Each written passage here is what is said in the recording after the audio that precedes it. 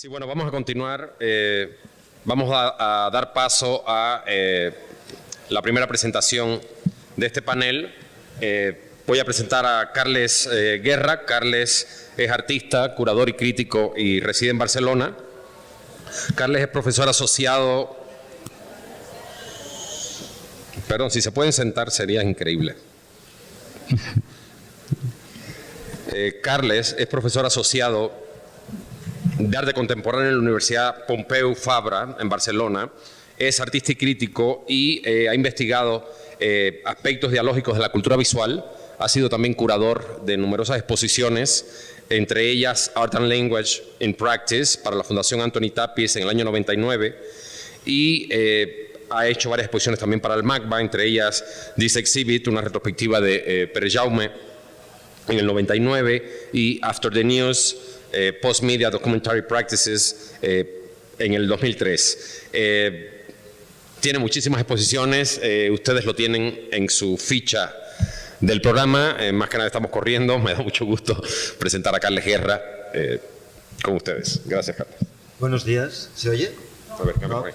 Pues cambiamos. Buenos días. Gracias a todos y gracias, Osvaldo, también por abreviar el currículum porque no vale la pena. Y es por ello. Pero también gracias al patronato, al PAC, por la invitación tan generosa y el esmero tan grande con el que nos han recibido a todos los ponentes. Sobre todo a UTE también por darme la oportunidad de participar de este esquema siempre, digamos, tan conflictivo como acostumbra ella a preparar. Quisiera recordar que UTE realmente, bueno, aparte de que hemos colaborado en algunos pequeños proyectos, pero UTE fue la comisaria de tal vez una de las pocas bienales en el mundo con cierta capacidad de respeto por el conocimiento acumulado en la ciudad donde tenía lugar, y eso fue la tercera Bienal de Berlín. Y finalmente también quería dar las gracias a los participantes de la clínica que he compartido con Jorge Munguía, porque realmente ese puede ser un espacio mucho más reducido, cerrado y molecular, pero realmente a mí me ha demostrado que es en esas condiciones donde se puede producir una verdadera pedagogía colectiva, y al menos lo que yo a lo largo de estos 2 días participando en las clínicas he podido percibir es que aquí hay realmente una tensión. Tal vez no haya muchas instituciones y no sea un país demasiado equipado a nivel cultural. Pero creedme, yo creo que si hay tensiones, hay un futuro para la producción cultural y hay un futuro mucho más prometedor que, por otro lado, tener instituciones magníficas, pero no tener esas tensiones. Bien, lo que yo quiero presentar aquí, de la manera más breve posible, es una especie de ejercicio amateur de historia. Yo he nacido en el 65, desde mi perspectiva yo no he podido vivir el mayo del 68, digamos, como actor, como participante. La gente de mi generación, o algunos de mi generación, estamos constantemente intentando de alguna manera crearnos una posición, es decir, recuperar lo que queda de este pasado inmediato para realmente saber ¿qué podemos hacer? Por lo tanto, lo que voy a presentar aquí es una especie de, ya digo, breve recorrido histórico, y me tendrán que disculpar David Harvey y John Beverly, a quienes admiro enormemente, y además con ellos hemos compartido trabajo también el año 99 en Barcelona con un grupo de estudio, es decir que ya podéis daros también una idea de cuáles eran los problemas hace unos años, es decir, intentando articular prácticas aparentemente desconectadas para entender una transformación que estaba teniendo lugar en una ciudad como Barcelona, donde la condición urbana se estaba imponiendo como una condición que había que interpretar antes de poder actuar o ejercer como agente cultural. Una condición que no podía ser ya algo, digamos, negligible. Por lo tanto, lo que quiero hacer es poner en valor pequeños aspectos de unos años que van de 1968 y luego quiero hacer una pequeña parada en el año 1979 como una especie de también pequeño memorial, ¿no? Recogiendo algunos acontecimientos que me parecen relevantes y que crean una secuencia bastante importante y potente, aunque el 79 no sea una fecha tan cargada como la del 68, que incluso aquí en México pues, tiene su, digamos, su potente versión local. Y más ahora que estamos oyendo todos los días a un presidente de la República francés como Nicolas Sarkozy despreciando la herencia del 68. Ahora más que nunca hay que hacer un ejercicio, digamos, de revisión y de puesta en valor.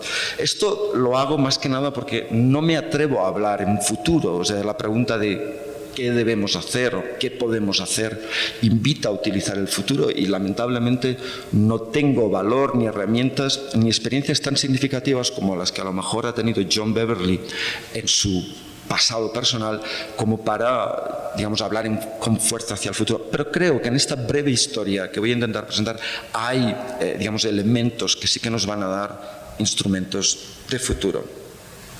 Para empezar, quiero presentar una pequeña cita visual, una película precisamente realizada el año 79 en Barcelona por un cineasta como Joaquín Jordà, que regresaba de un exilio en Italia durante los años 70, unos años en Italia que, como sabéis, son conocidos como el Laboratorio Italia, y que ahora pues, ha producido figuras tan importantes como Paolo Virno, Lazzarato o Toni Negri, el más conocido de ellos.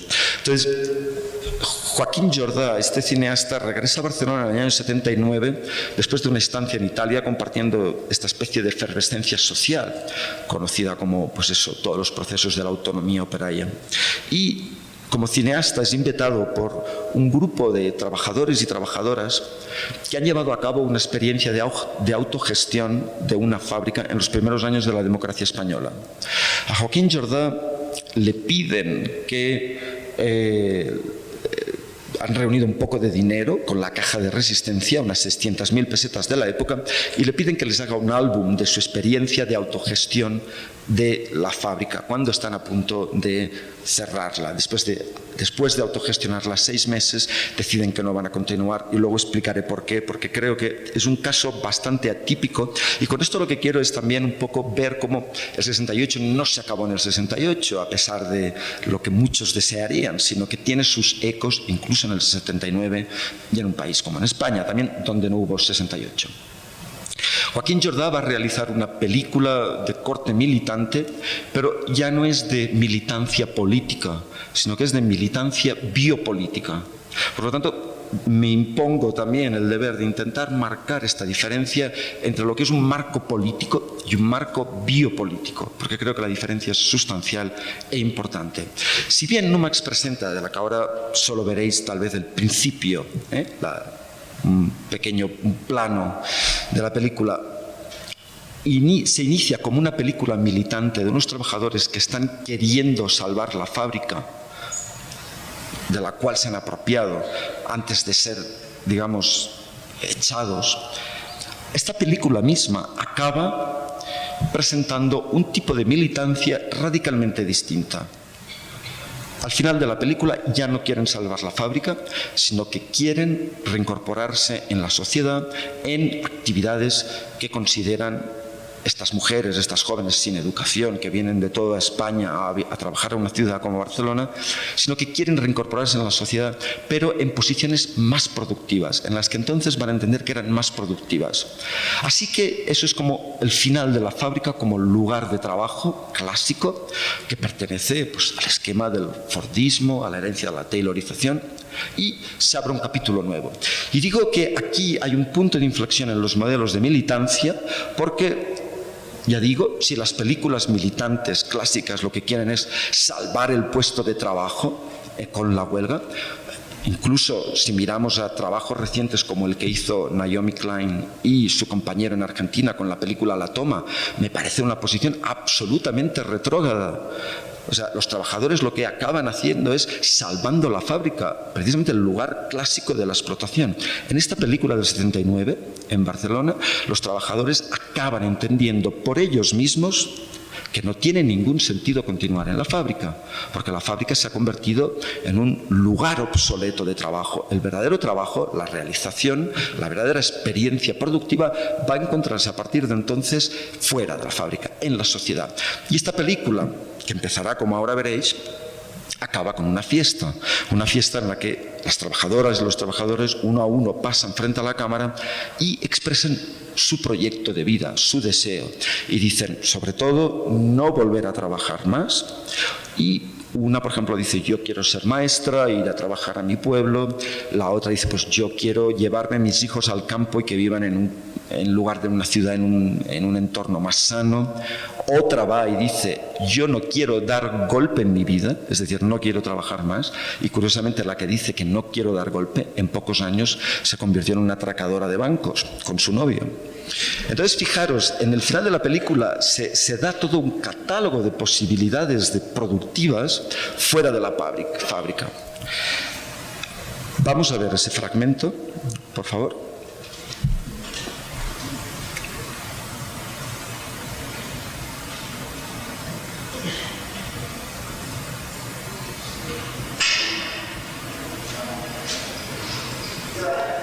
Somos la Asamblea de Trabajadores de UMA, los 69 trabajadores y trabajadoras que quedamos de los 250 que componían la plantilla en enero de 1977, cuando la dirección respondió con una carta de sanción colectiva y 13 despidos a los cuales iniciaron en apoyo a la plataforma reivindicativa. Desde aquel día hemos vivido muchas cosas. Una huelga de cerca de 3 meses de duración, justo en el momento en que desde todas partes, y con todos los voces y acentos, se dedicaba a trabajar social. Para que el capitalismo español pudiera superar, sin quebranto de cultura, el trauma del paso del franquismo a la democracia burguesa. Una ocupación de 3 meses en defensa del puesto de trabajo contra el expediente de crisis y la suspensión de pago, con que lo amenazaban los propietarios de la empresa. Y a partir de aquel momento, un largo proceso en el que hemos pasado del control a la gestión de la fábrica. Y hemos demostrado a todos, comenzando por nosotros mismos, que el trabajador se merece algo más, mucho más que un reloj encadenado a la banca. Casi fue capaz de pensar, coordinar, planificar y dirigir. No ha sido fácil. Todos nos hemos visto obligados a romper los esquemas mentales desde siempre, desde que nacimos, incluso antes de nacer nos han inculcado. La obediencia, el respeto a la propiedad privada, el servilismo, la ignorancia, el egoísmo individualista, el desconocimiento de nuestra fuerza y 1000 cosas más. Y no siempre lo hemos conseguido. Pero hemos dado muchos pasos, hemos avanzado cantidad y no pensamos retroceder. Hoy, 3 de mayo de 1979, al cabo de 2 años y medio de lucha, cuando el capital se prepara a expulsarnos de nuestra fábrica y nosotros nos disponemos a defendernos, comenzamos el rodaje de esta película que pretende explicar a todos los trabajadores nuestra historia, nuestros aciertos y también nuestros errores, para que unos y otros nos sirvan a todos en el largo camino que debe conducirnos a la abolición del trabajo asalariado, a la instauración de una sociedad sin explotadores ni explotados, sin burocracia ni dirigentes, en la que cada cual reciba según sus necesidades. Se trata de una película hecha por nosotros mismos, con nuestros propios medios, pagada con las 600.000 pesetas escasas de la caja de resistencia, y de la que sabemos el principio, pero desconocemos el final. Ahora no sabemos si conseguirán echarnos, lanzarnos al mar de parados que necesita la reestructuración capitalista, pero aunque así fuera, la lección y la experiencia no morirán. Como decían los trabajadores y estudiantes del Mayo francés, esto no es más que el comienzo, continuamos en el combate.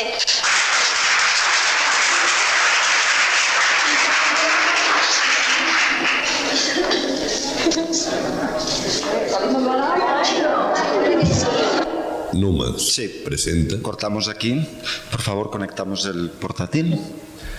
Bien, esta película de la que habéis visto justo al principio, como digo, ya veis, empieza con un plano unánime donde todos los trabajadores de alguna manera están experimentando una cierta solidaridad, y acabará con una atomización de los proyectos de cada uno, yéndose a incorporar en diferentes aspectos de la vida. Esta película que en España incluso ha sido muy poco conocida. Yo cuando conocí a Joaquín Jordá, que lamentablemente murió hace justo un año, cuando le pregunté qué fortuna había tenido la película, levantó la mano y hizo así, como diciendo que solo se había proyectado 5 veces. De hecho, es un típico documento hecho por los trabajadores, pero para ellos mismos, es decir, para entender el proceso que han atravesado en la autogestión. Y es una película que, si alguna vez llega la oportunidad de verla, veréis que es una película extremadamente verbosa, es decir, están hablando todo el rato, son asambleas tras asambleas, de modo que la gran actividad en la que se incorporan y descubren estos trabajadores es la de una especie de pedagogía colectiva en la que todos a la vez están intentando interpretar los cambios que están sufriendo en este contexto peculiar de la fábrica. Por lo tanto, es una película que, si la fábrica había sido siempre el lugar del silencio, el lugar donde imperaba una división del trabajo, va a suponer un giro, digamos, narrativo importantísimo, donde el lenguaje va a ser el instrumento principal para entender qué les ha ocurrido, y de hecho están anticipando lo que desde otros medios en Italia y a lo largo de la década de los 70 van a descubrir como la nueva fábrica social, es decir, el espacio comunicativo, el espacio de intercambio lingüístico como lugar de trabajo. Pero claro, este proceso no lo hacen ayudado ni por filósofos ni por políticos, porque en España se acaba de firmar el Pacto de la Moncloa, que ha regularizado los partidos y los sindicatos, y este tipo de huelga no la apoya nadie, es una huelga absolutamente, digamos, exótica. Entonces, es un proceso de alguna manera absolutamente autónomo. Bien, 25 años más tarde, Joaquín Jordá reencuentra a toda esa gente que al final de la película ha expresado sus deseos para ver qué ha sido de sus vidas. Y realmente viven vidas muy humildes, muy sencillas, y más o menos todos han hecho lo que se anunciaba al final de esta película del 79. Quiero tomar, e insisto, esta película como un referente o, de alguna manera, un pequeño monumento que a la vez se asocia con otros acontecimientos. Y fijaros en la secuencia que tengo preparada aquí. Realmente lo que están haciendo estos trabajadores es asimilar algo que a lo largo de los 70 se está entendiendo de manera muy rápida, y es que el lugar de trabajo se ha desplazado, digamos, al lenguaje, a la comunicación. Aquí os estoy poniendo un ejemplo de unos artistas que son Art and Language en el año 72, preparando una pieza que para la historia del arte siempre ha sido muy hermética, como el Index. El Index no era más que un dispositivo para representar una conversación entre estos artistas, que son gente joven, no profesionales, que disponen de todo el tiempo del mundo y que, en lugar de producir objetos, producen una conversación en la que, de alguna manera, revisan sus nociones del arte. Curiosamente, aquí estamos definiendo un modelo de trabajo que en estos años se ha convertido en el modelo de trabajo hegemónico. Si siguiéramos los términos que dos sociólogos franceses, Luc Boltanski y Yves Chapelot, han puesto en juego, hablaríamos de cómo la crítica artista, que es la crítica que representa, digamos, al artista bohemio como portador de creatividad, flexibilidad, autonomía y movilidad, se ha incorporado definitivamente en las formas hegemónicas de trabajo y de nueva empresa.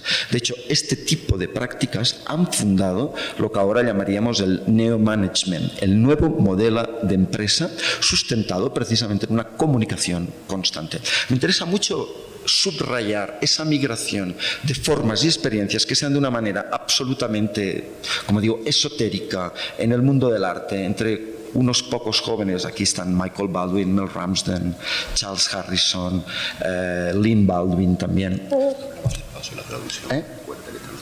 Vale. Y cómo esta experiencia del mundo del arte de alguna manera acaba migrando en el mundo del trabajo, en el mundo de la empresa. Y como habéis visto, en, digamos, una empresa como Numax, organizada todavía como las empresas clásicas, con una cadena de montaje, digamos, el lenguaje va a ser capaz de que pasemos de la cadena de montaje a lo que ahora denominaríamos un engranaje narrativo.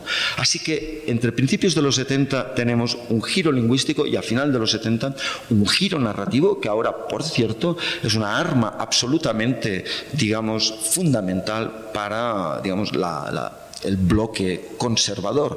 Hace poco en Francia acaba de salir un libro extraordinario que lo explica muy bien, que es Storytelling, la machine à fabriquer des histoires. Lo ha escrito Christian Salmon, el presidente del Parlamento de Escritores. Es un libro que explica precisamente cómo, digamos, la fábrica, que solía ser un lugar de silencio, un lugar de enclaustramiento, cada uno en su lugar, se ha transformado en virtud de este giro narrativo y se ha convertido en un lugar en el que constantemente se exige hablar, intercambiar información, participar. Y aquí voy.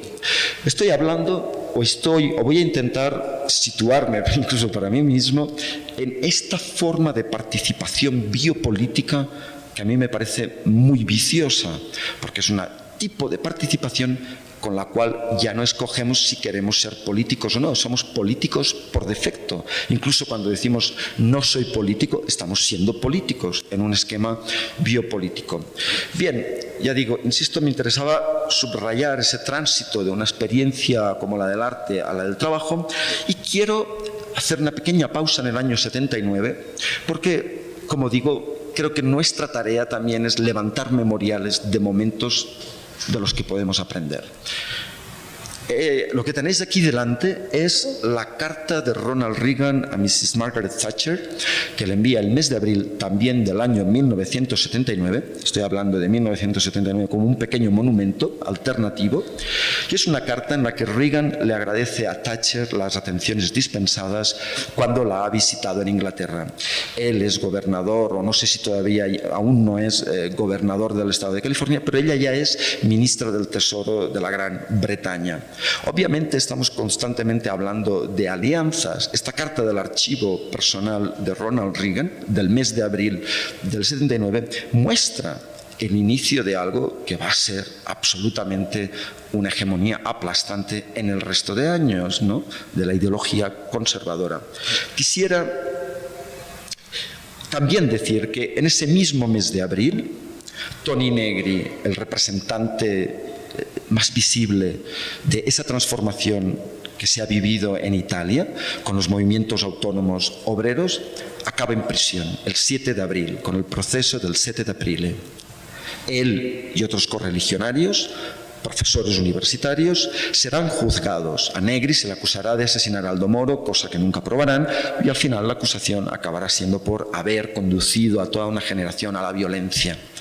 Pero con el encarcelamiento de Negri en abril del 79 se pone punto final a un proceso extraordinario en la década de los 70 de autocomprensión, sobre todo desde los movimientos obreros, de comprensión de que la habilidad para organizarse, para sistematizarse, para producir redes, aún no está Internet en el mapa, y menos en el mapa de las clases populares, ha descubierto que hay ahí fuera una fábrica nueva en la que podemos participar y trabajar autónomamente y donde el lenguaje es primordial como instrumento de conexión y de vehiculación del trabajo. Por lo tanto, 1979 es a la vez un punto de inflexión, yo creo, importantísimo. Es un año que a mí personalmente me interesa y que estoy pues investigando como un año donde hay una míriada de acontecimientos que realmente marcan, como digo, ese punto sobre el que pivota nuestra historia reciente. Podríamos mencionar la revolución de Nicaragua, la revolución islámica de Irán, acontecimientos de todo tipo o acontecimientos mucho más discretos como esta foto de Enrique Metinides que refleja la muerte un día de abril de 1979 también de Adela Legarreta Rivas, la actriz que estaba cruzando la avenida Chapultepec en el momento que un Datsun blanco la atropella y, digamos, le sesga la vida en esta foto de Metinides. Quiero decir que el 79 podría ser incluso un reto, ¿no?, para intentar armonizar acontecimientos de muchos niveles. Pero este no es el interés que tengo yo hoy, y lo que quiero hacer es enseñaros el segundo fragmento de vídeo que tengo preparado para entender un poco mejor qué es esta condición biopolítica. Para ello voy a enseñaros, voy a mostraros, voy a mostraros un fragmento de una entrevista con Félix Guattari, que un grupo de intelectuales, de artistas franceses le hacen en el año 91, en el momento en el que estalla la guerra del Golfo. Entre estos intelectuales están Maurizio Lazzarato, exiliado en Francia en ese momento, habiendo abandonado Italia, Angela Melitopoulos, una conocida artista que trabaja sobre todo en prácticas documentales, y quiero ver, me vais a disculpar porque el fragmento está en francés, pero bueno, es una pieza muy poco conocida y realmente era muy difícil tenerles subtítulos. Si por azar las traductoras saben francés y quieren ayudar a traducir, pero si no, yo luego haré una breve sinopsis. Aquí Félix Guattari va a hablarnos de en qué estado ha quedado la subjetividad después del tipo de transmisión que se está dando de la guerra del Golfo en el año 91 en los medios de comunicación. Ils rentrent chez eux, ils sont angoissés, les histoires familiales les emmerdent et tout ça, ils foutent la télé et ils rentrent dans un rapport hypnotique qui éteint toutes les diversités, qui les met dans un rapport de suggestion où littéralement le sujet est transféré sur l'appareil. Ils deviennent en adjacence du discours d'images et de phrases qu'ils écoutent, de phrases et de musique. À ce moment-là, il y a une sorte de dépossession de la subjectivité, de d'irresponsabilisation, d'infantilisation, qui est comme exactement la consommation de toute une chimiothérapie pour dormir, pour pas être anxieux, etc. C'est tout à fait du même ordre. Et pour moi, quand je le dis, c'est pas une métaphore, parce que je pense que ça met en jeu les mêmes processus fonctionnels, les mêmes processus biologiques. Donc, on ne peut pas partir d'une vectorisation simple qui partirait d'un lieu de manipulation, de production de subjectivité, et puis d'une pauvre population victime de la situation, parce qu'elle est victime, mais en même temps elle est agent dans cette affaire. On a aussi les médias ou la chimiothérapie qu'on mérite d'une certaine façon.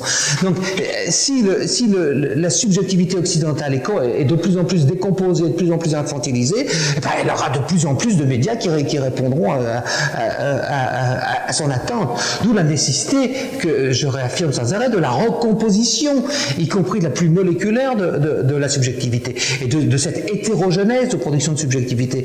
À savoir que c'est important, que c'est bien de regarder la télé, mais c'est bien de regarder la nuit, les étoiles, c'est bien de s'affronter avec sa propre finitude, avec son âge, avec son sexe, avec mille choses, avec la poésie, avec la musique, avec la création.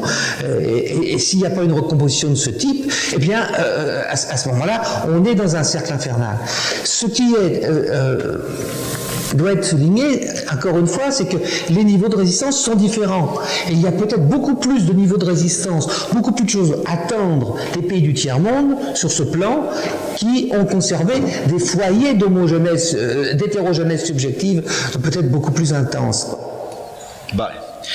Como veis, Félix Guattari todavía habla más de, como digo, esta entrevista con Félix Guattari producida por un grupo de activistas en el año 91 en París, me parece aún una práctica interesante que continúa una posibilidad de militancia en la que realmente la producción de diálogo, de comprensión compartida es un valor. Pero quiero examinar, o me gustaría en cierta manera ver cuál es la consecuencia de esta homogeneización de la subjetividad para el mundo del arte. Es decir, podemos decir que realmente en el mundo si ha desaparecido esa subjetividad clásica, en el mundo de la percepción, de la comunicación, de los acontecimientos, va a permanecer en el mundo del arte?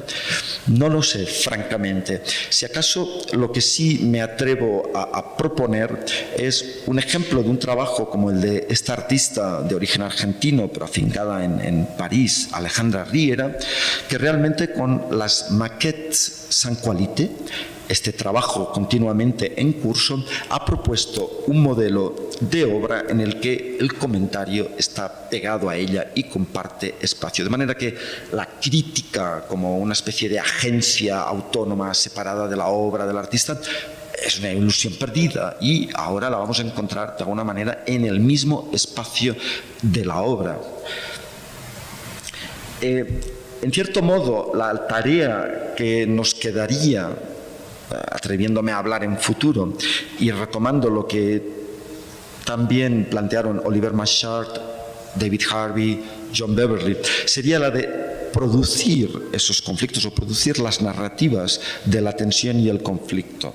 Esto, traspasado al ejemplo de instituciones museísticas, está realmente produciendo verdaderos quebraderos de cabeza.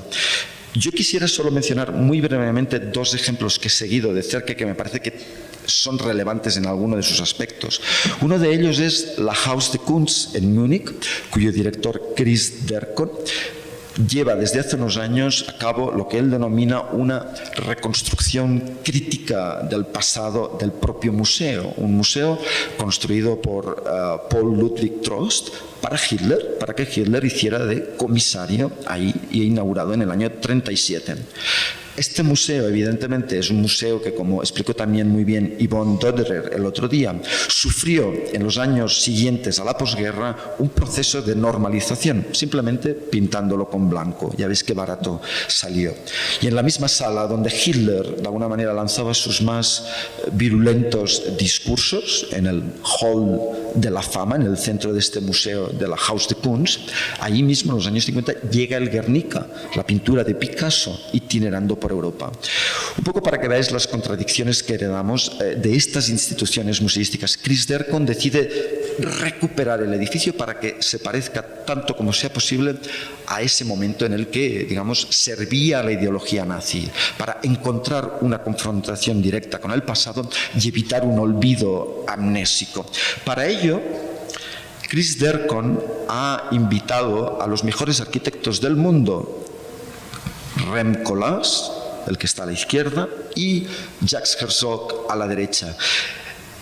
El pasado 8 de noviembre, Chris Derkon organizó un seminario en el que no solo estaban Rem Koolhaas, conocidísimo, famosísimo arquitecto, Jacques Herzog, igualmente conocido, sino también el profesor Jong, que es este señor que está en medio y no es otro que el Albert Speer de Kim Il-jong, el presidente de la República de Corea del Norte y arquitecto no solo de la capital, Pyongyang, sino arquitecto de la vida entera de un país. Fijaros, lo que voy a hacer ahora no es una broma visual, es simplemente un pequeño comentario. Koolhaas, Herzog, Pyongyang realmente no son simplemente arquitectos, es decir, son gente que están trabajando en una dimensión geopolítica e interviniendo en la historia, en la reordenación de la historia. Esto que yo estoy haciendo a un nivel absolutamente amateur, ellos tienen la oportunidad de hacerlo en una escala mucho más importante y superior. Fijaros, esta es una de las fotos recientes de Andreas Gursky, tomadas en Corea del Norte, donde evidentemente se muestra el poder de este tipo de arquitectura que ya no solo modela edificios, casas, palacios, sino que modela los cuerpos, modela la vida entera de comunidades. Esta es una visión, digamos, de esa ciudad ideal de Pyongyang y del arquitecto. como el Dr. Jung. Cuidado, no quiere decir este planteamiento que estoy haciendo que Rem Koolhaas, el Dr. Jung, el arquitecto principal de Kim Il-jong y Jacques Herzog se comuniquen y compartan. Simplemente quiero ver cómo, quisiera mostrar cómo aquello que Oliver Marchert estaba definiendo como intelectuales orgánicos capaces de organizar, digamos, a un nivel superestructural conflictos, se puede ejemplificar aquí en estas figuras, aunque sea para finalidades no necesariamente críticas también. Otro ejemplo que me gustaría poner es un ejemplo que yo tengo mucho más cercano y es el caso del MACBA, el Museo de Arte Contemporáneo de Barcelona, un museo que se inaugura a mediados de los 90, pero no creáis que se inaugura con la intención de mostrar arte contemporáneo. Se inaugura a mediados de los 90 en medio de un barrio muy degradado de la ciudad de Barcelona, Ciutat Vella, Ciudad Vieja, el barrio chino, tiene nombres, el Distrito 5, el Raval, y se inaugura porque es la respuesta a un informe del año 79 también que dice que en Barcelona, en esta zona, hay grandes cantidades de inmigración, desestructuración familiar, droga, falta de escolarización, falta de higiene en el barrio. Vamos, una especie de novela de Émile Zola del siglo XIX, pero a finales del siglo XX en Barcelona. La respuesta del gobierno local es introducir un equipamiento cultural que, como algunos periodistas muy bien dijeron, tenía que producir una metástasis en el tejido urbano. Fijaros la palabra, es decir, es como si el tejido urbano estuviera padeciendo un cáncer y hubiera que atajarlo. ¿Y cuál es el mejor instrumento para atajarlo? Ni más ni menos que la cultura y el arte contemporáneo. Entonces, este museo es el ejemplo clásico de lo que yo denominaría una intervención biopolítica, porque es un museo que va a intervenir en la vida de la gente de este barrio, catalizando un cambio, catalizando una regeneración urbana y ulteriormente una gentrificación. Viendo esta imagen entenderéis un poco el papel asignado a este museo dentro de la trama urbana desordenada y densa, y a Richard Meyer obviamente le encargaron lo que la prensa también literalmente bautizó como la perla blanca del Raval, un barrio abyecto marcado por la suciedad, por las clases bajas, por todo ese tipo de problemas, esa endemia social, tiene que ser, digamos, atajado con esta especie de instrumento biopolítico, como yo decía. Entonces, la pregunta que este museo, evidentemente, o el problema con el que este museo ha tenido que trabajar y formarse ha sido, es decir, es un instrumento hecho para participar en esta transformación urbana, pero a la vez tiene o aspira a ser consciente de este proceso y a tener una especie de perspectiva crítica. ¿Cómo hacerlo? ¿Cómo conseguirlo? Obviamente, basta con poner un programa moderno, de vanguardia, progresista. Una de las opciones más importantes fue transformar precisamente el museo de acuerdo con un paradigma postfordista, desplazando la noción de trabajo en el campo de la cultura a el intercambio y a la socialización que se pueda producir en el cambio del arte a través del conocimiento derivado del arte, es decir, a través del lenguaje, del diálogo, de la opinión y de la educación. De manera que aquellos aspectos que en el sistema del arte llegaban en el último momento, como la educación, la pedagogía, este modelo postfordista lo pone al principio. Por lo tanto, he aquí una posible respuesta, ¿no?, a esa demanda de actuaciones de futuro. Otra, sí, acabo rápidamente, siento haberme extendido demasiado.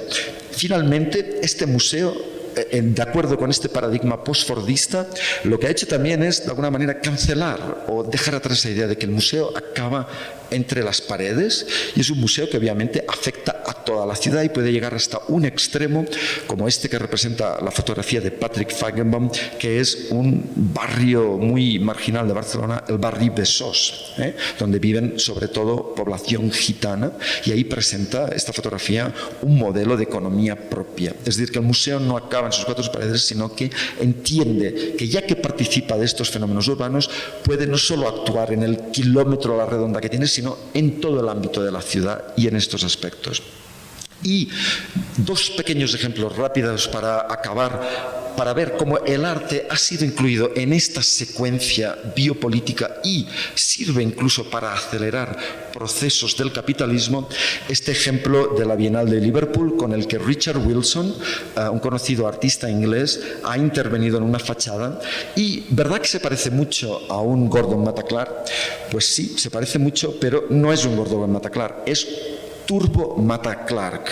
Es el efecto, sí, lo podemos denominar así, Turbo Mata Clark, el efecto que producía Gordon Mata Clark como punto de inflexión entre los valores de uso, la ruina urbana y los nuevos valores catastrales y de renta.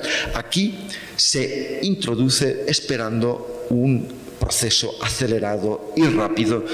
Supongo que de la misma manera que el próximo otoño, dentro de este mismo año, apenas transcurridos 3 años, tendrá lugar en New Orleans la primera Bienal Internacional de Arte en Estados Unidos para, precisamente, como digo, cerrar un ciclo en el que una supuesta catástrofe natural ha servido para reorganizar la vida, la propiedad y la política de una ciudad como Nueva Orleans, y que, como veis, el arte va a tener que, en cierta manera, rubricar este proceso. Gracias y siento haberme propasado en el tiempo.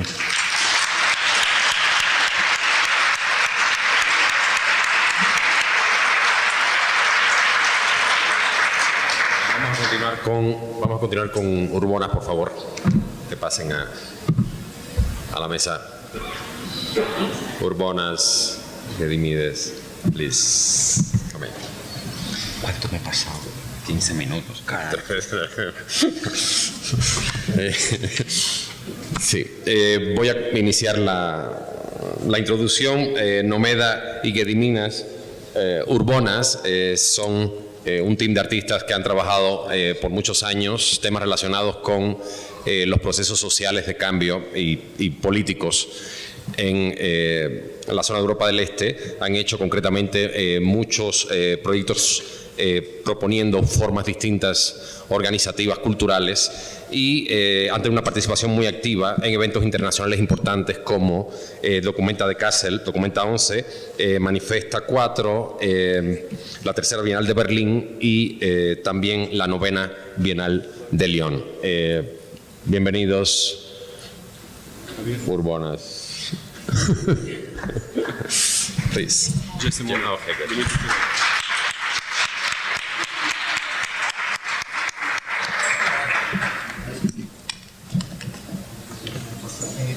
Just 1 minute. Yeah, it's fine.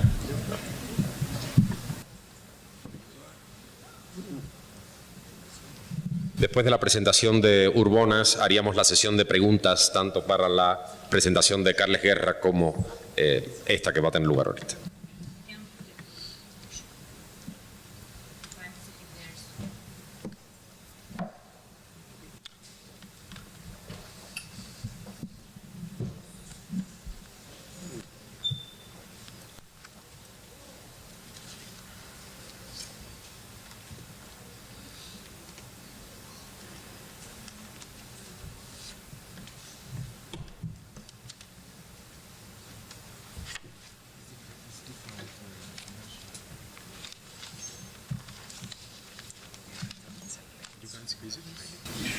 Yes.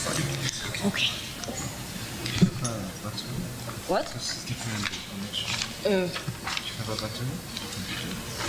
It's different? Yeah. But what's about this? No? Okay, you run from the back. You don't have it. No? I think it should fit. Because this is like universal. That's why we bought it. He's running. Okay. Buenos días. Yes, I will be very, very short. And as the other participants, I have to thank Ute, first of all, and also all the organizers of SITAC, this fantastic, very meaningful event. And of course, I'm really happy to be here and to present our work and our project, a protest lab about the very specific Lithuanian case. And also I have to thank all the participants for the fantastic contributions. And to be very short, I would maybe just mention what I really like, the way Catherine and Sirtian presented their work yesterday, friendly sharing the microphone. But somehow since we are also working together, we decided what we will do it differently. Since, the democracy is born in the conflict. This is what we heard during class days several times here. So in order to be very short and not to fight too much here, we decided what I will moderate and show you in my part, presentation, and Gediminas will talk. So hopefully we will be in time. Buenos días. Also, I would like to thank SITAC and PAC and Ute Bauer for inviting us here and for all the hospitality. And also would like to thank all the speakers whom we heard during these 2 days and our moderator Osvaldo. And also to say that during these last days we were taking part in clinics, which we found extremely interesting, to be involved in this exchange with participants from Mexico City. And with this, I would also like to thank the leader of our workshop, Daniel Uzabiaga. Thank you. So, we're going to speak about the protest lab and the strategy of the hacking public spaces in Vilnius. But just to make a short introduction to the context, I would like to start like kind of mapping, this space, where the protest lab is taking place. Lithuania got independence from being occupied during the last 50 years under the Soviet Soviet regime in 1991. And since then, country was involved in the processes of exchange from the economic system and also from the political system to another system, like from one regime going from the Soviet regime into the regime of the capitalist regime of the market. And this idea of modernization of the country is based on the two kind of principles. One which is dealing with the idea of the free market, and another one which is dealing with the idea of the privatization. So just imagine that everything, just to prove that we could be independent from the Soviet past, and the main condition is to privatize also all spaces, all possible spaces, and first of all, the primary victims in this process of privatization became public spaces. What is the need of the public space in the capitalism? What is the need of the public park, of the public buildings, of recreational areas, children gardens, and cultural places, cinemas? During Soviet times, there were a lot of these public spaces built. The industrialization that happened in 60s and 70s has developed also certain understanding of the urban citizen, and this kind of utopian development. Utopian urban development that was happening in Lithuania as much as it was happening in other Soviet republics around the Soviet Union, and also in other socialist countries, has created a lot of spaces which actually became primarily victims in this process of privatization. And the other idea is that these former monuments of the Soviet past, these public spaces, are also nowadays connotated with the Soviet ideology. They are standing as reminders of the former times.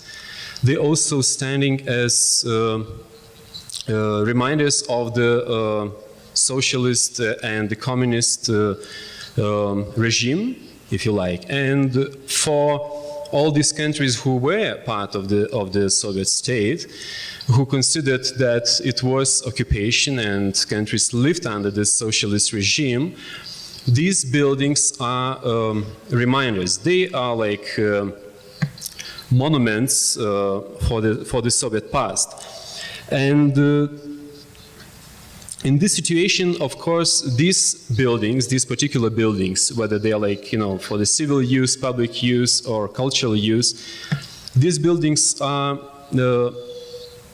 also becoming these primary victims, and also they are becoming most interesting points for the real estate developers and for the real estate tycoons.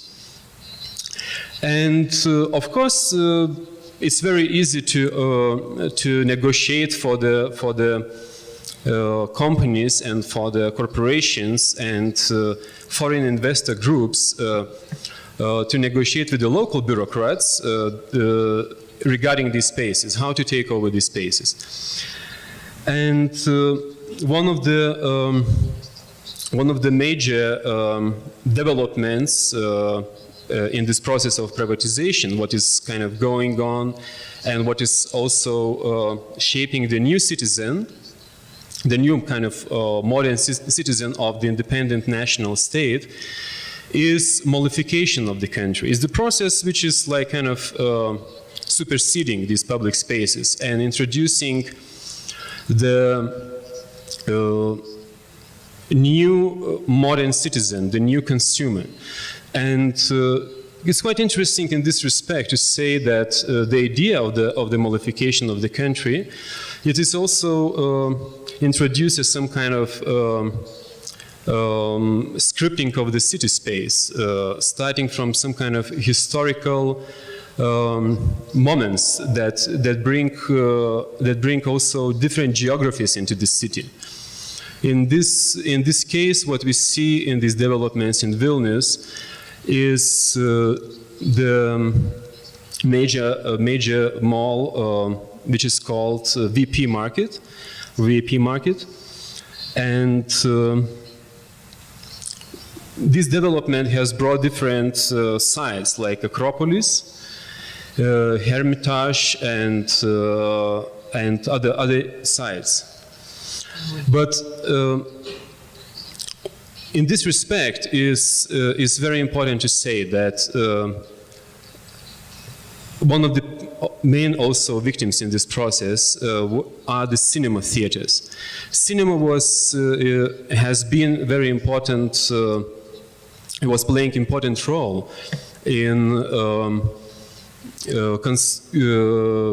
conveying Soviet ideology. The cinema theaters were also used as important public sites. They were built in the central places of the cities, and this is not only the case of Vilnius. It's also a case of all other bigger cities.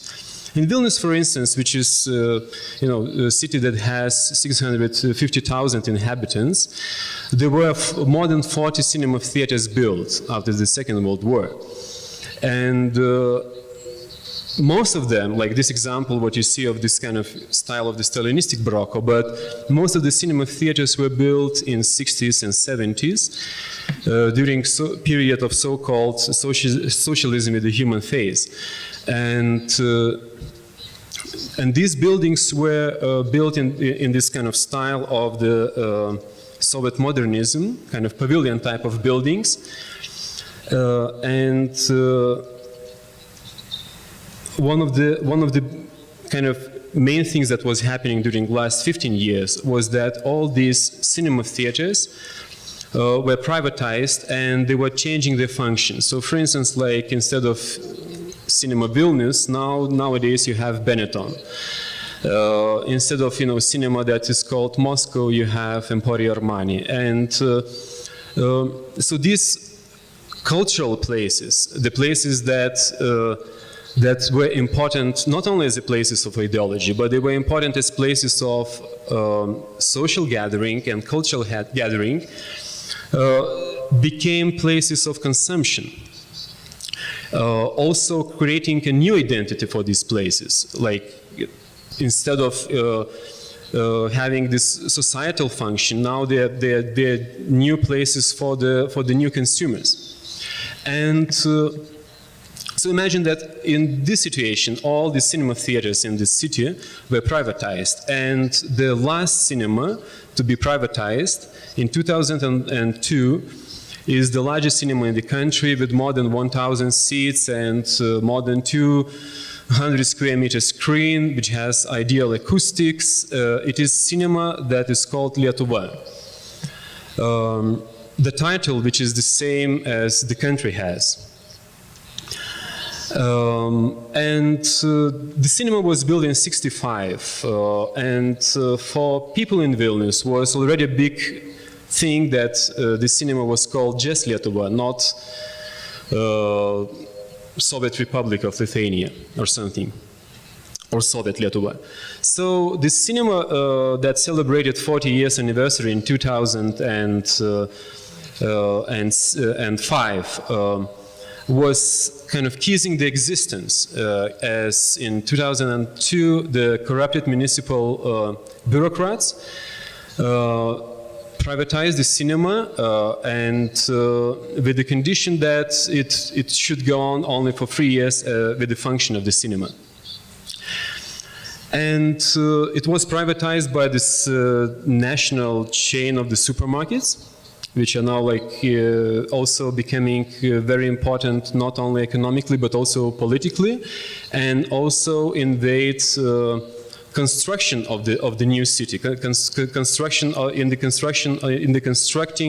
of the new identity of the citizens of the national state. And as you see in these images, their proposal is to take the function of the historical city center. I mean, taking into account that Vilnius is old city and has a historical center, and creating a new center, new economical and social center in the suburbs that is called Acropolis.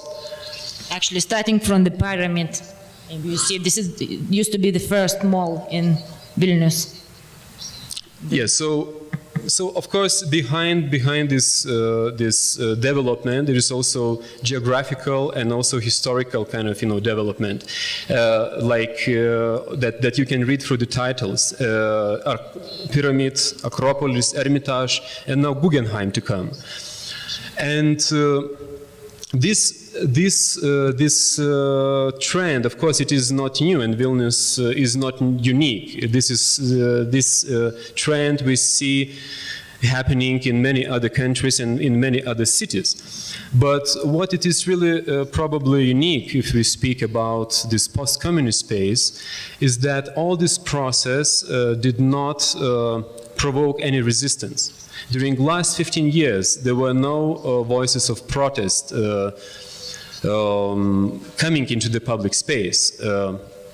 And there were no voices of resistance. And of course, naturally, we as an artist came to this point that we somehow wanted to think about that.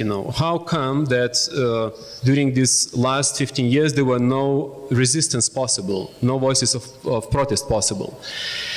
And of course, this is in this respect, it's important to say that with dismantling all these societal structures, with coming of capitalism, with introduction of the free market, and with introduction of neoliberal regimes since 1991, resistance on one hand was not possible because resistance, like the leftist thinking, and resistance against the capitalist system would immediately connotate with the Stalinism, would immediately connotate with the former past.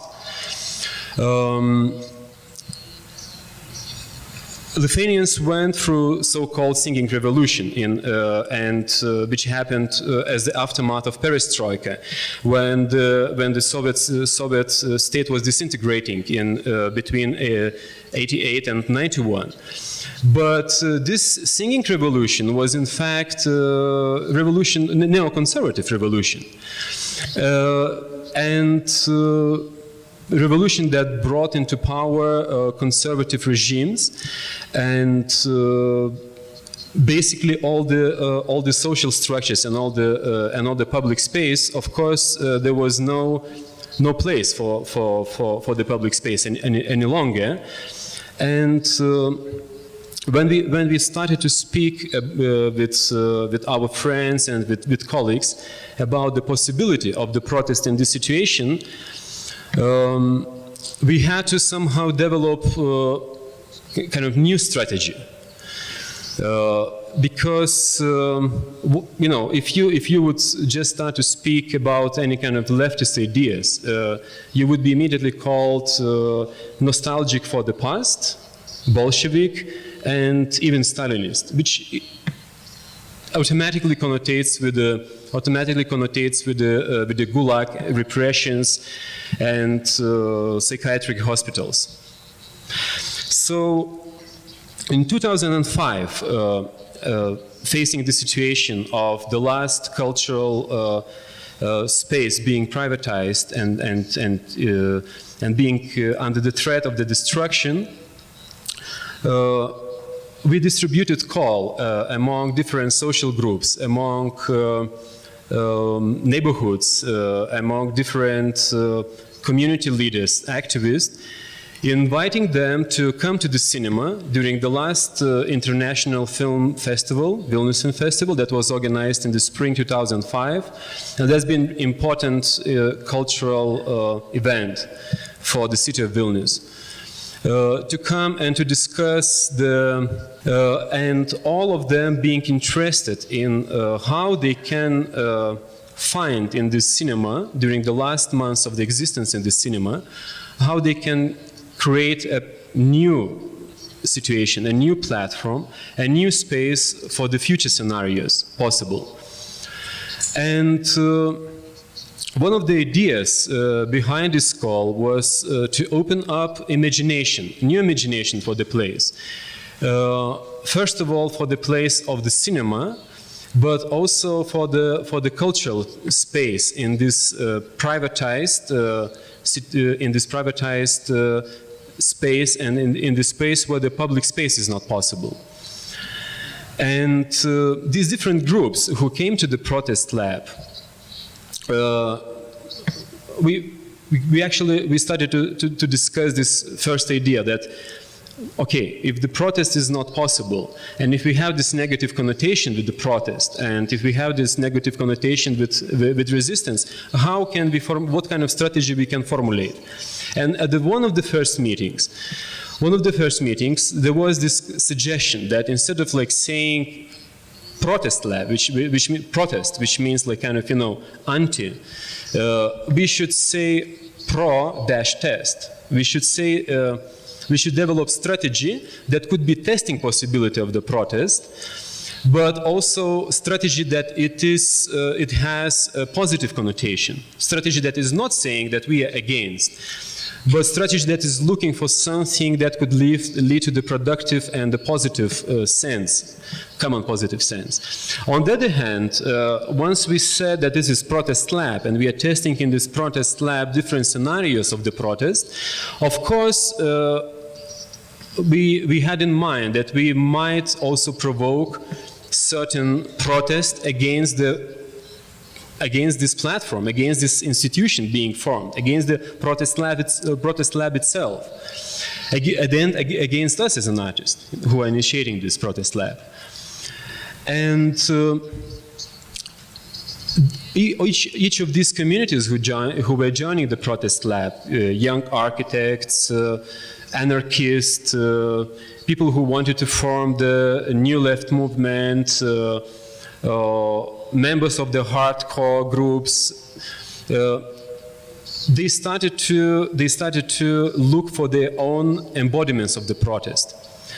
For that, for instance, young architects developed a monopoly game called VIP Markets, playing with the different landmark sites of Vilnius and weaving in this game models presenting historical sites, but also buildings which are under the threat of the destruction.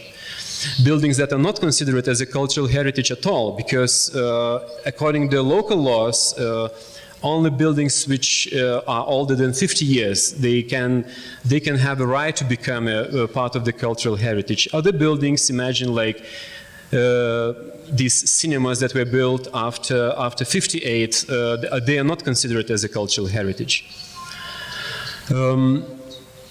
Each of these groups, they were not only developing their strategies, their embodiments of the protest, and the protests that were happening in different public sites of the city, but they were also developing strategy of the communication, accessing the publicness, communication with the media, employing the media channels, but also flirting with the mainstream media, creating the different accesses. And as you know, media, like in other sites and other cities and other countries, these times are probably in the hands of the few tycoons.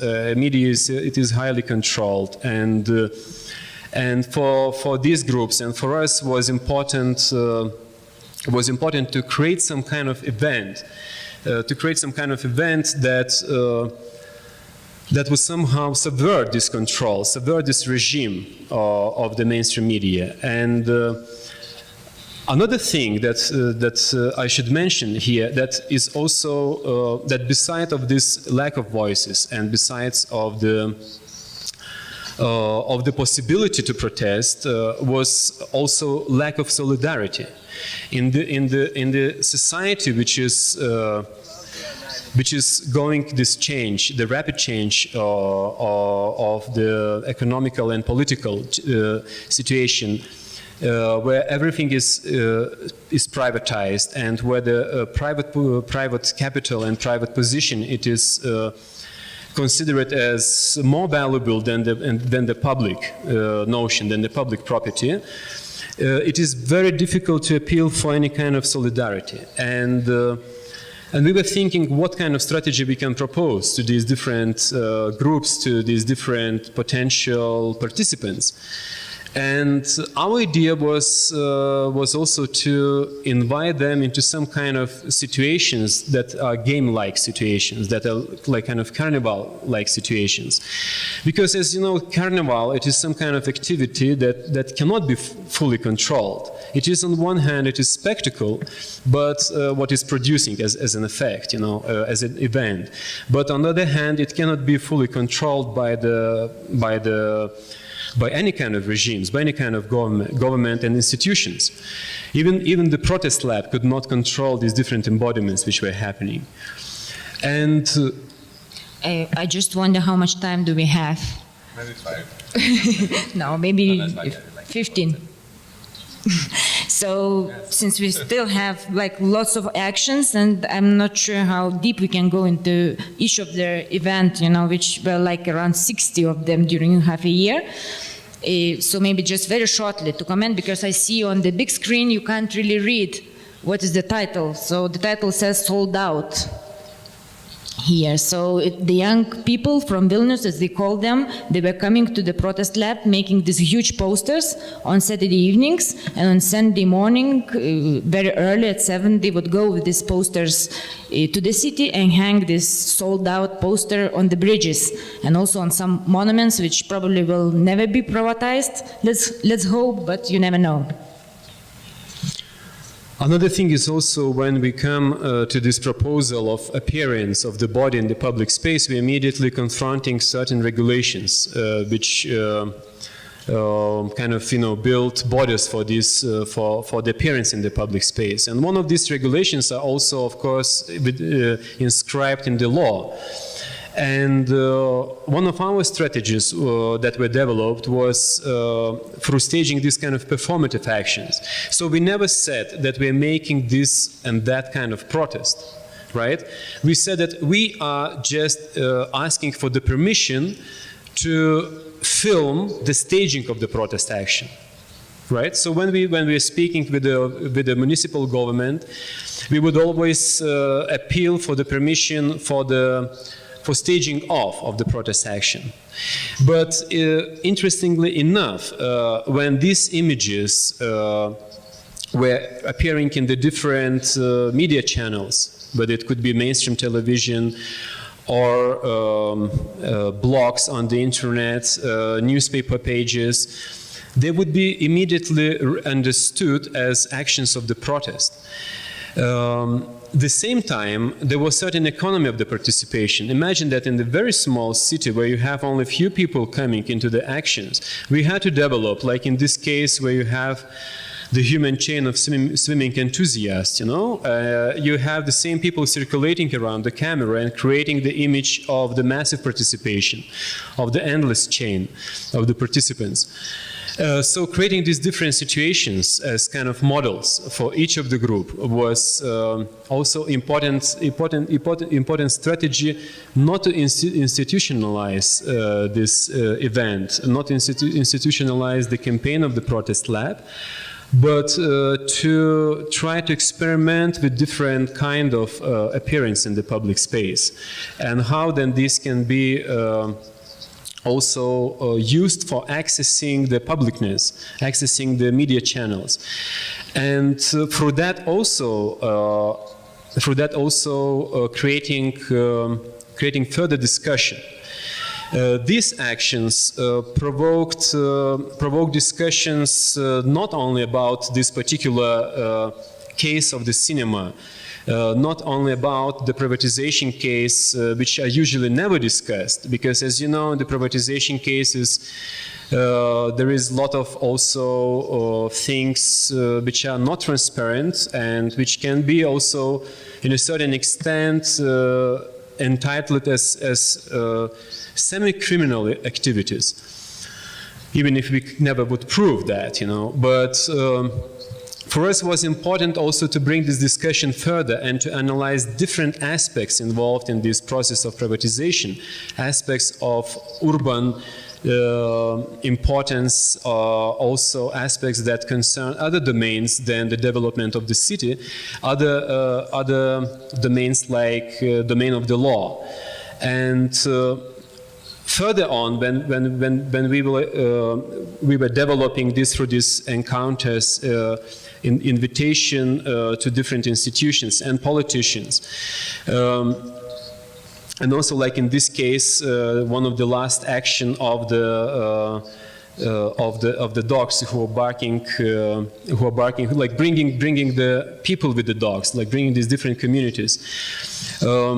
In a way, for us was also important to think about these aspects of the law, the aspects of the law that restrict appearance of the voice in the public space, and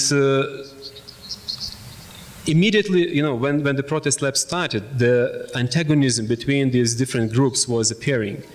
These groups started also to confront. One of these biggest confrontations that was happening was the confrontation between the architects and designers who wanted to design the place, developing into this kind of, creating this kind of, you know, space that has identity of the revolution. And being in conflict with the people, let's say, who represent more anarchist groups or like kind of hardcore movement groups, who did not want to obey this regime of the design or the architecture of the space. The same time, appearance in the public space and collaboration with the designers who developed kind of, you know, embodiments and collection of the clothes for Walk and Rebel, was also criticized by the also New Left movement, for instance, as kind of, you know, serving the needs of the spectacle and serving the needs of the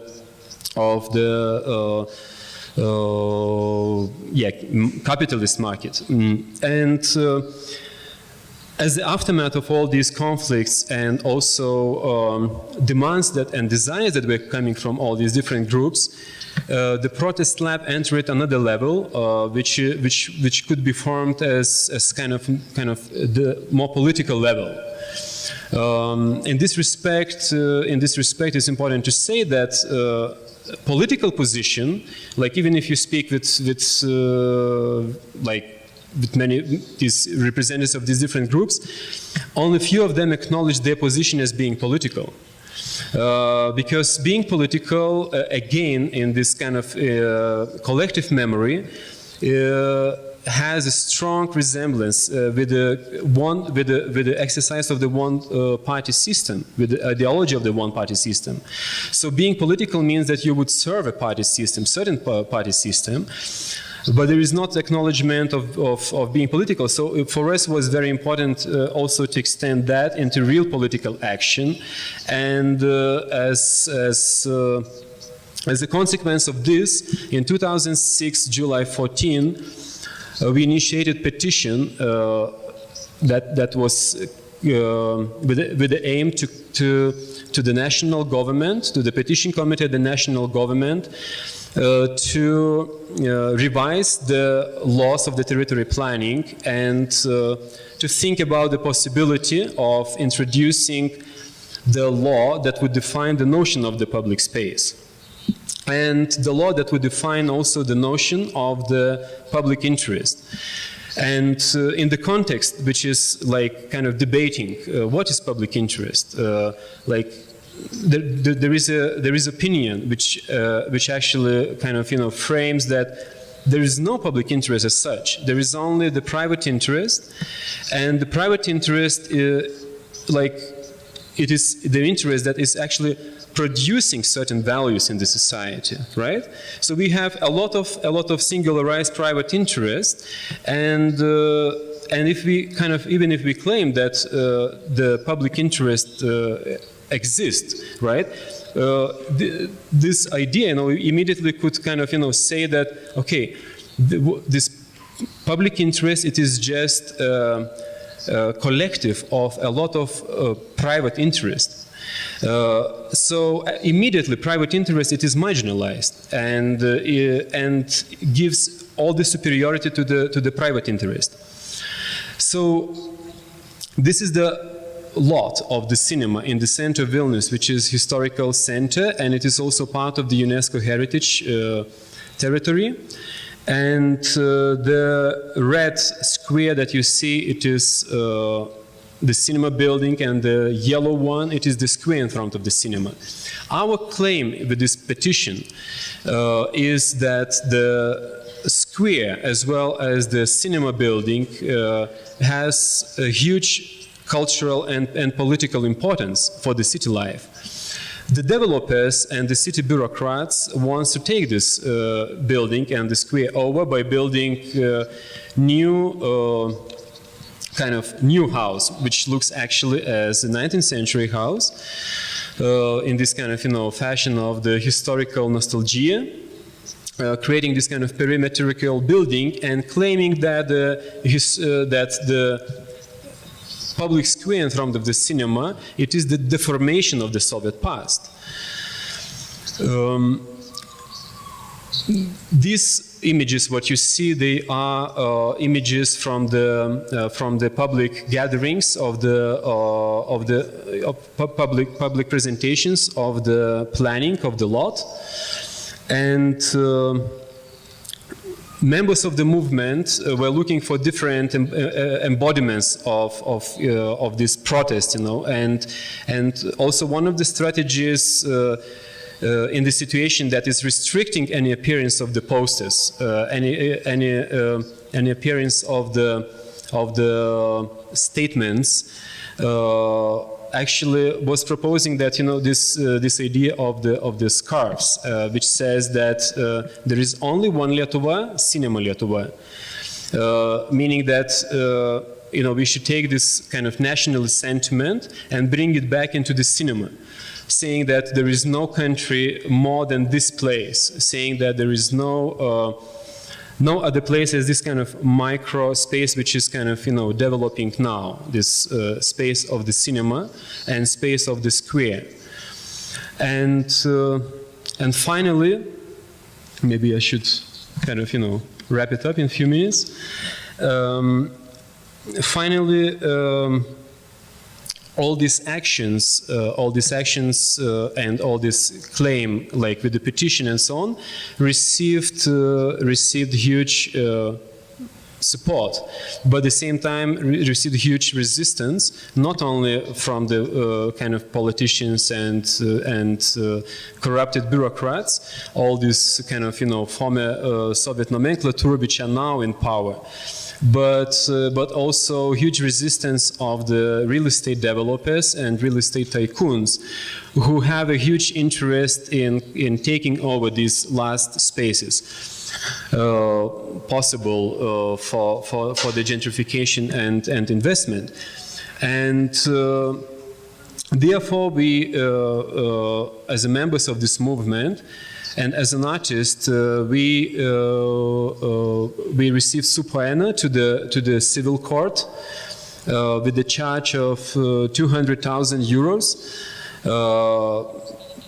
claiming that this is kind of damage that we created through our actions, and as it is framed in the legal language, the actions that are experimenting within the sphere of the public interest.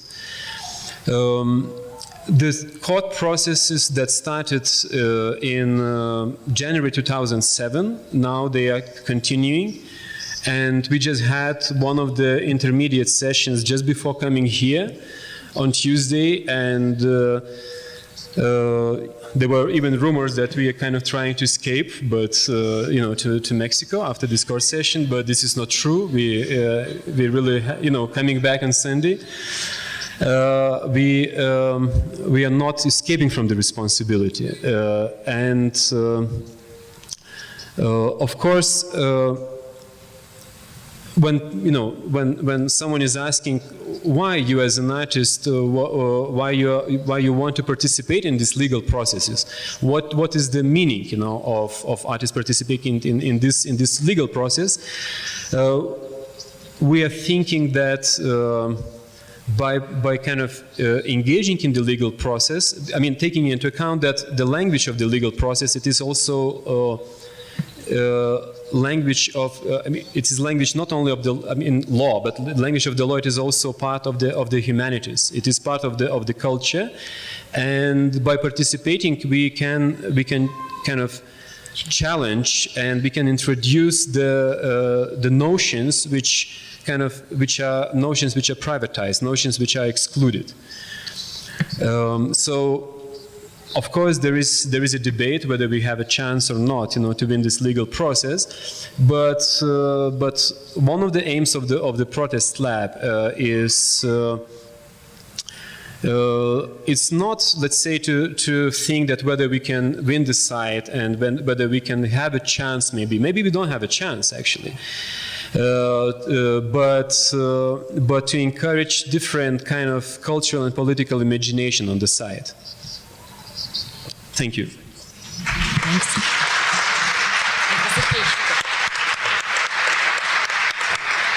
Gracias, Nomeda y Gediminas.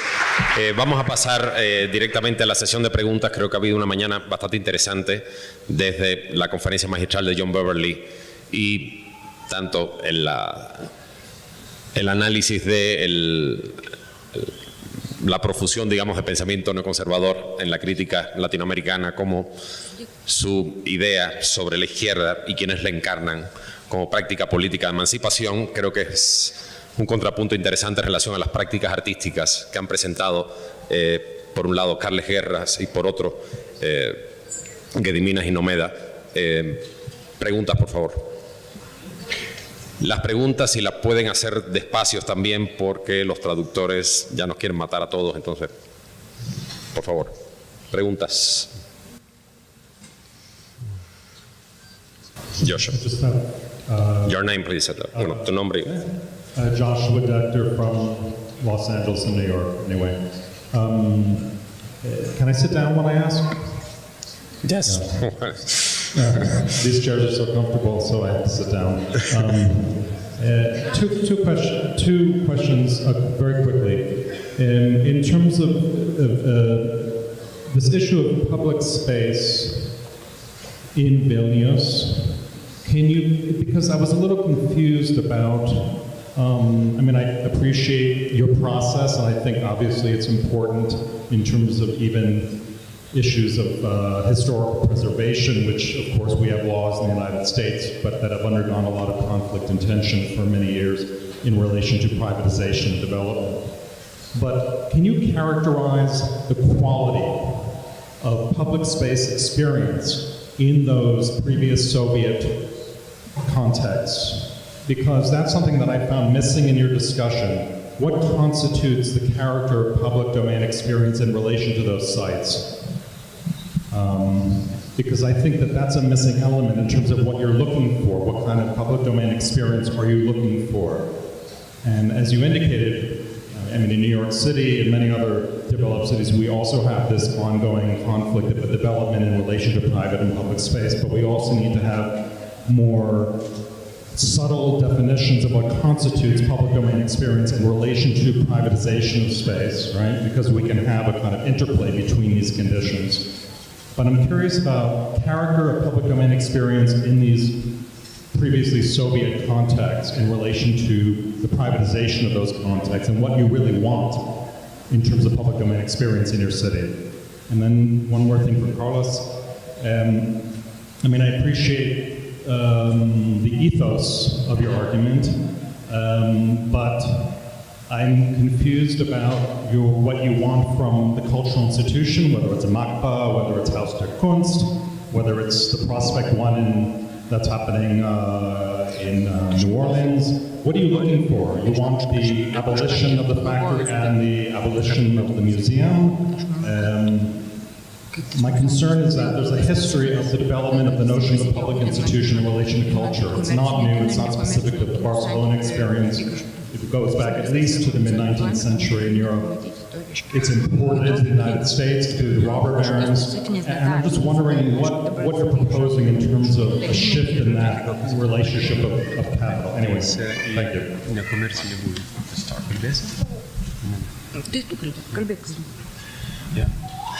Yeah, thank you for your question. Indeed, that was what was missing in this presentation. Maybe to say that all the protest lab as initiative and voicing of the protest started at the place of the last cinema theater that was also production house of the non-commercial film.